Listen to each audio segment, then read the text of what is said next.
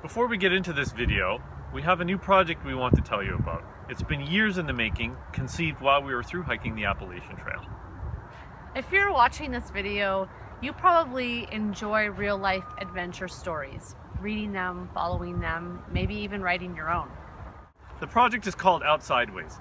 Outsideways is an adventure journaling platform for outdoor enthusiasts to share their adventures with family, friends, and the world.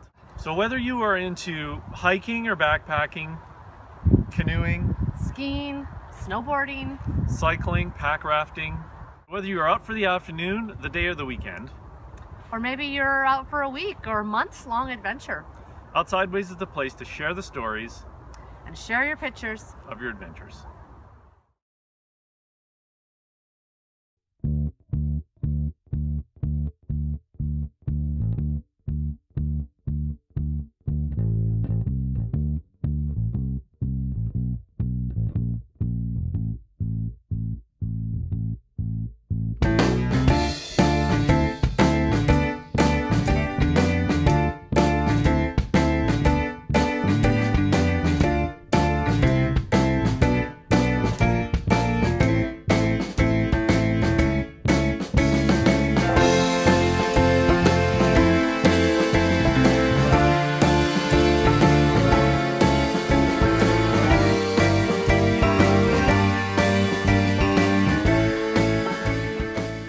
This video, we're going to talk a little bit about what we've been doing leading up to this point as well as this past month.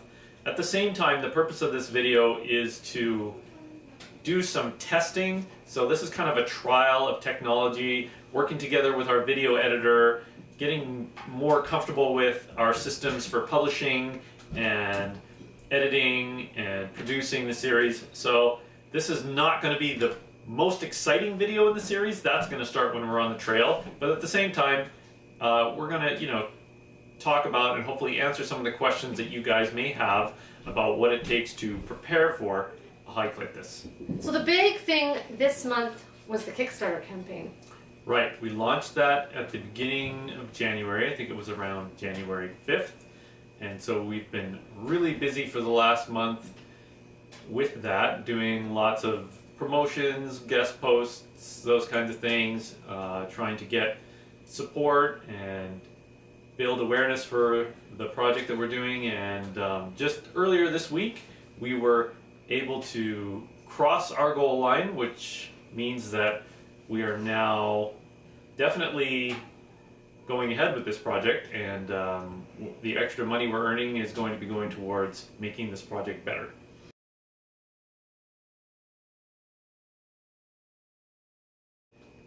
November and December were basically gear months for us, where we took stock in November of what our current gear status was, what our gear needs were, and we used the opportunity of Christmas to fill in some of the gaps we had. We still have some gaps in that area, but not a lot. We've also been spending a lot of time through November, December, and throughout January communicating with sponsors as well, kind of getting things lined up in the gear area. And in that process, our children wanted to do a little montage for you of the gear that's in their bins and what they might be wearing on the trail, although that is not completely solidified yet. So Yeah, but most of what you see in that little montage is going to be the gear that will be with us. It's the clothing that we're wearing on the trail. yeah. It started. Wait, okay, so what we'll do? I know. It started. I don't care. Okay, so what happens? Once I do the fingers thing, once I do it to 3, we wait 1 second. Okay, we count 1 Mississippi, and then it's time. Okay. But in our heads. I'll just turn this thing up.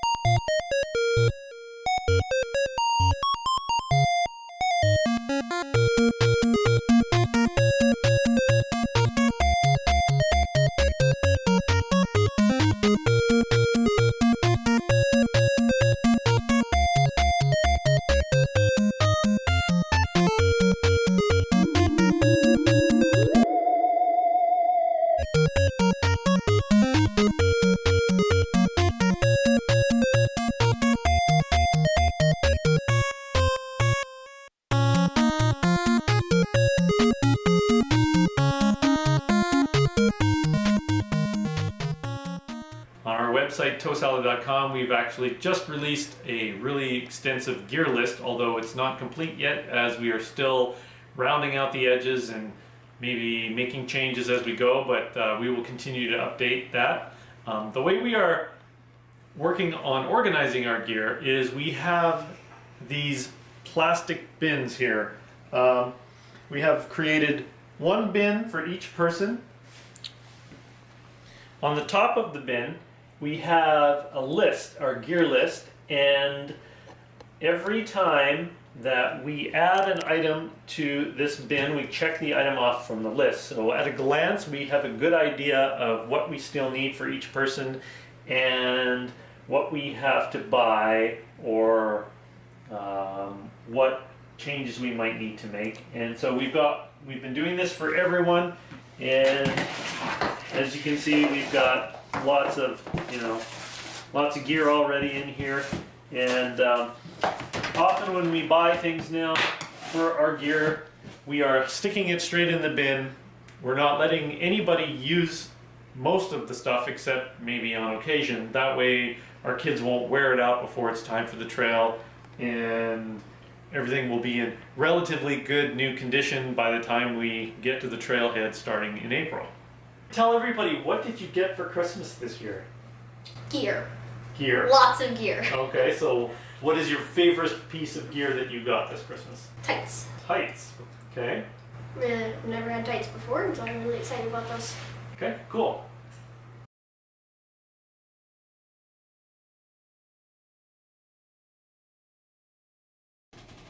So I thought it would be good if we talked a bit about how we are each contributing to this project, because the idea is that this is a family project and that we all get to contribute our creative gifts, and our kids get to learn specific skills and things. It's part of their homeschooling, really, and it's part of an idea of project-based living and project-based learning. And so I thought it'd be interesting to talk about what the different parts we're each contributing at this point. So one of the things we've done is that over the years we've gotten to know our kids very well, and so we're trying to match tasks with aptitudes and skills, and it's been a little bit of a trial and error process along the way, but we're finding places where everybody seems to fit in well.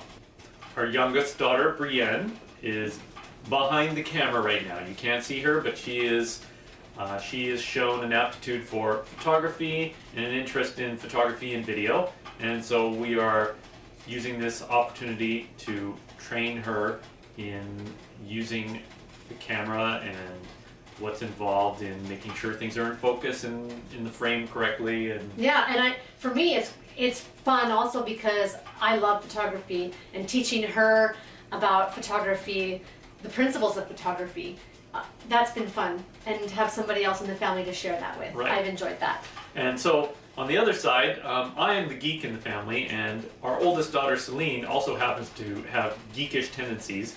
And so she has been helping me with some of the technical aspects of this project. So at the moment, she's working on things like doing title sequences and things related to, well, video production and preparing technical things that go into the video. And it might involve audio, it might involve scanning photos and sizing them properly for HD video. It might involve using different software programs to put together pieces that we will insert into the video. And because she's the oldest and has the most technical aptitude, she also comes along and helps some of the other children in their technical issues and learning as they're going along as well. Yeah, and so for our son, who is an artist in the traditional sense, he's excellent at drawing and is a very visual person. He's been doing lots of the artwork that we will not have seen yet, but that we hope to include in future videos, and also doing music, trying to find music clips to use. Selecting different types of music for different scenes or feels that we're going to have as we go. And so they've been involved in the selection and organizing of our music that we'll be using. Of course, you know, a lot of these things are going to totally change when we're on the trail because our life is going to be completely different, and the tools we use and the things that we have to do on a daily basis are not at all going to look like what we're doing now. But we're trying to involve everybody in every stage of the process as best we can, so that everybody really feels invested in what we're doing, and that it's just not mommy and daddy doing this project, that it's everybody.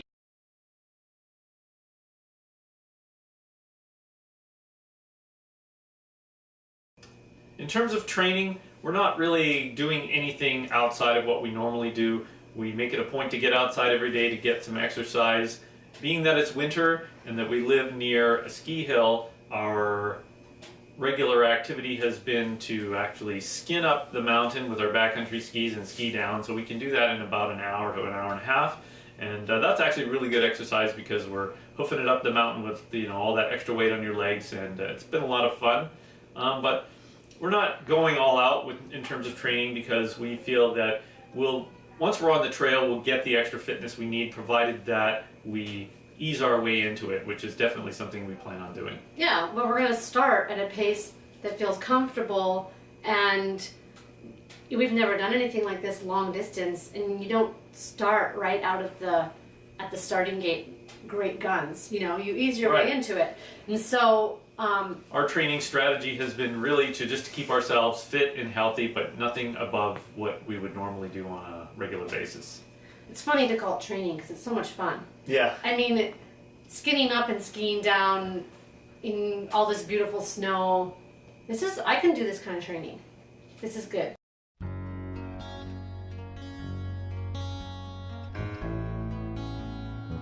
It was really interesting to see how all the years of blogging and communication that we've had with people came together for this project. It was really eye-opening just to kind of see between the two of us, what kind of a community we've built online, and it was really exciting to see that come together, and just all the encouraging and supporting words that we've heard from people who really want to see this project happen. So it's exciting for us, but it's also a little bit humbling because now we actually have to deliver. We have a lot of work to do, and so that's what we're doing now. Yeah, and if you're watching this, you were probably a part of making that happen.